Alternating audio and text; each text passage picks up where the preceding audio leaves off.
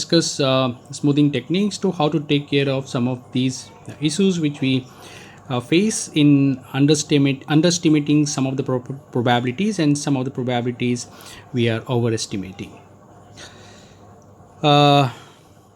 So the simplest approach is called add one smoothing, and this is also known with the alternate name called Laplace smoothing.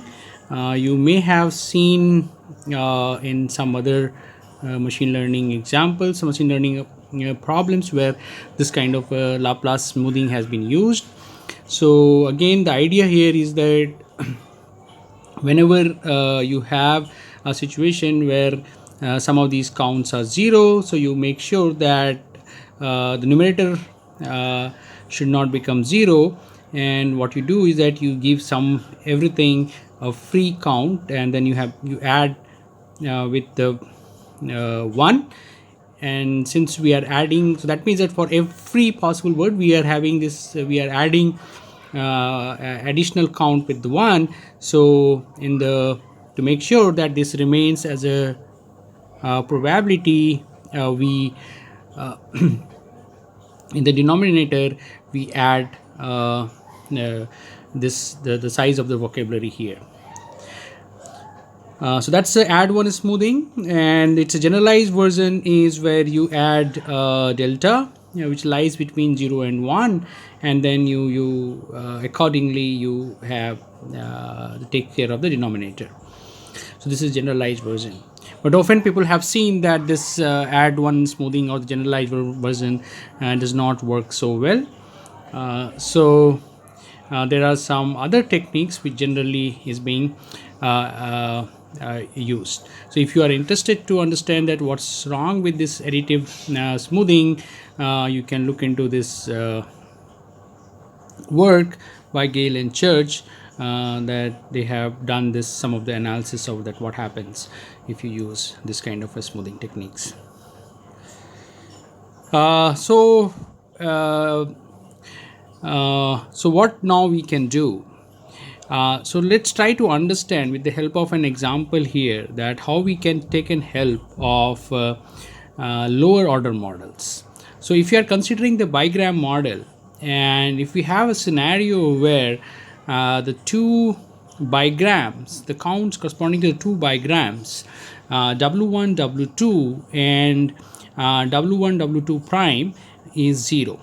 So what it means that, okay, of course the context word here is the W1, and then the new word, so that is a common in the two bigrams, but the other word which is sort of appearing, so W2 or W2 prime, for that the corresponding counts are 0. So in your training example you have never seen the W1 is occurring with W2 or W1 is occurring with W2 prime. So what happens is that in additive smoothing techniques, you are going to give obtain the same probability estimates for both W2 given W1 or W2 prime given W1.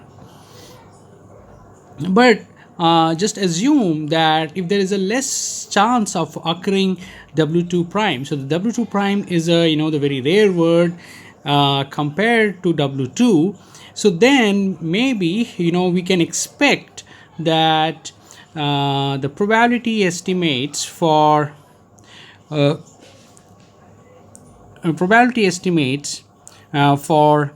W2 given W1 should be higher, because W2 has more chance to occur, or more it's higher probability to be seen in the data sets. So then in given any context also it should have a higher chance, and that's what kind of our intuition says. So how do we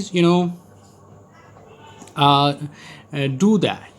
So as you see here, that if somehow we take this information, that this is the case of, so this is kind of you can say that if you have this unigram estimation for W2 prime and W2, then you know that the W2 is more likely to occur, and take that information and somehow readjust this bigram probability here, then we would be perhaps able to obtain a better estimate.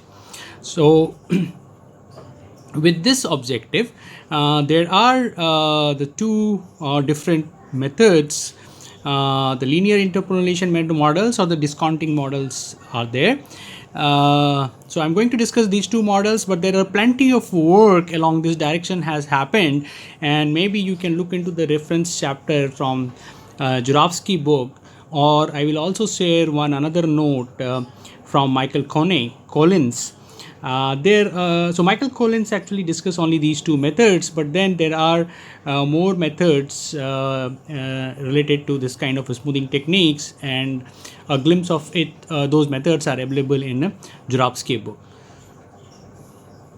So let's now discuss the linear interpolation method. So the idea again is that you have to you use or rely on the lower order estimates.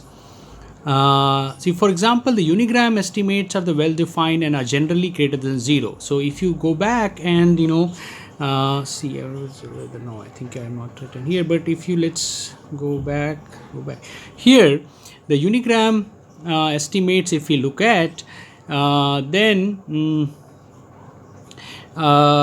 so it's well defined, because so denominator is never going to be 0, so then that means that it's going to be well defined. Now also, if we take care of this OOV, with the help of OOV, if we can take this unknown, then there's no word which has 0 count, and accordingly let's say that this unigram probability is sort of defined for us for all the cases.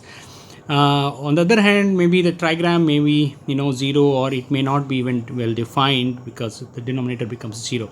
So at least we are sure that in each of the case I will have the unigram probability or the estimates available to us, so we can at least go back to that order.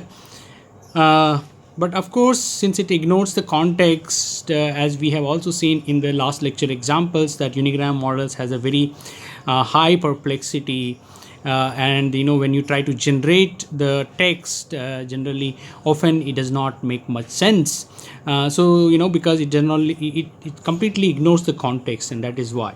So and then the bigram is somewhere in between of the unigram and the trigram. So what we can do here is that we can try to estimate these trigram probabilities while taking the linear combination of all the lower order estimates, probability estimates. So I have so I am trying to estimate W given UV, the probability of W given UV. So I will consider its ML,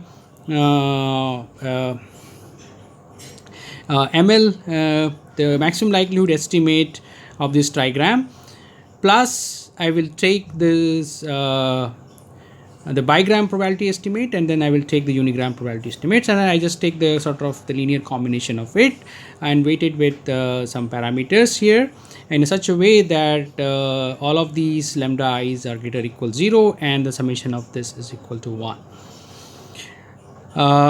So that's the kind of an idea of the linear interpolation, and also as I discussed that you are sure that you will have at least something to fall back on, and you will have some better estimate.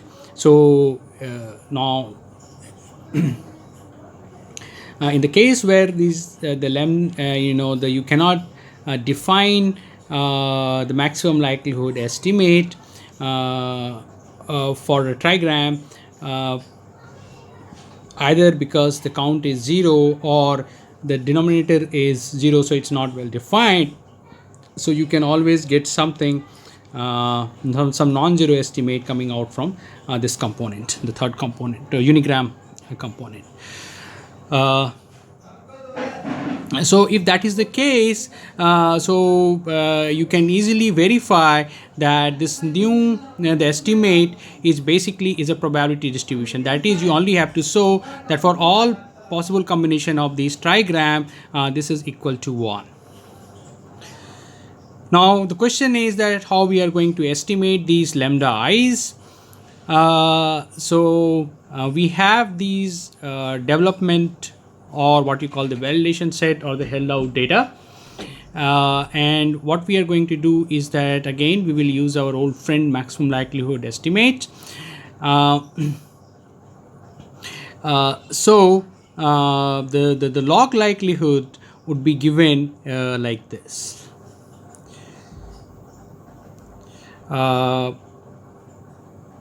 Okay, now the question is that can you derive this expression? I'm not sure if it is a live class. I could have asked if some of you can explain me that how you can obtain this, but let me give you some sketch that how this expression has been obtained.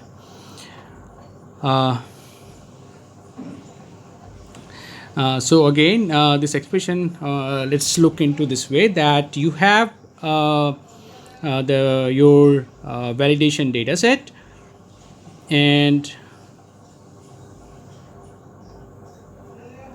so this is, you can sort of consider these are my the sentences in my validation or held out data set.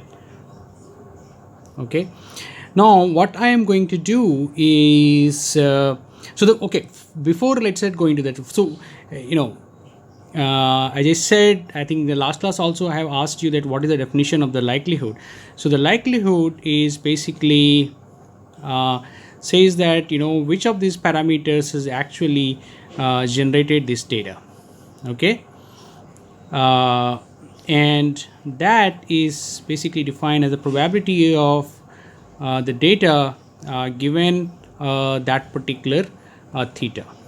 So what we try to do is that we try to find out these theta. So when we try to say the maximum likelihood, so we're trying to find out the theta which actually maximizes this function. Okay, so the likelihood function is defined like this. Now what we are actually doing here is that here my data is basically nothing but the product of these the trigram probabilities. So if you look into the probability of observing these sentences based on our, if we are using the trigram model, so it would be broken down into the product of these trigram probabilities. So basically, and each of these trigrams, again we will assume that, so let's if this is my one trigram, and then we have another trigram, then we have another trigram. So we can consider this way, and we assume that these trigrams are actually independent of each other. So that's a kind of an assumption if we use. So then it would be written as nothing as but the product of the probability of W given UV, and this product is over all triples of UVW, possible triples. Now, or I mean not possible triples, but the triples which are being observed in your validation set. Okay, so this triple which is we are observing in the validation set, so that is a product of it. So then there will be so again, if you try to write it is in terms of the sum of the triples will occur a few times, so you will just add them together. So that is why it would be the product of P W U V, and so here is each occurrence of all of these UVW would be multiplied actually, and so that would be the take the count of it.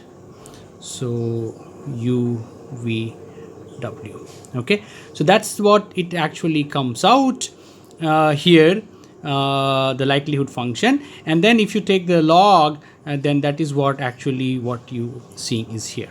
Okay, so fine, I hope now this is clear that how this expression has been obtained. So the log likelihood is given like this, and again you can now, because this probability is broken into the this is a linear interpolation, so this is what you will write. And again you remember that that is why this PML estimates. So here these are inside, these are ML estimates, and these are the linear interpolation estimate. Okay, so that is the way we are going to do that. And then we will solve an optimization problem, the argmax of lambda 1, lambda 2, lambda 3, such that this lambda I is greater or equal 0 and summation of lambda I equal to 1. So again you can use some sort of a greedy approach, like greed search, and then try to find out these lambda 1, lambda 2, lambda 3, which maximizes the likelihood function. Or you can use more sophisticated approach like expectation maximization algorithms to obtain these lambda 1, lambda 2, lambda 3. So if you are interested, you can again follow through some reference material that how you can use the expectation maximization algorithm to solve this one. But for the course purpose, if you want, you can also use the simple greedy greed search method to obtain the lambda i's, which gives you the maximum values for the likelihood. So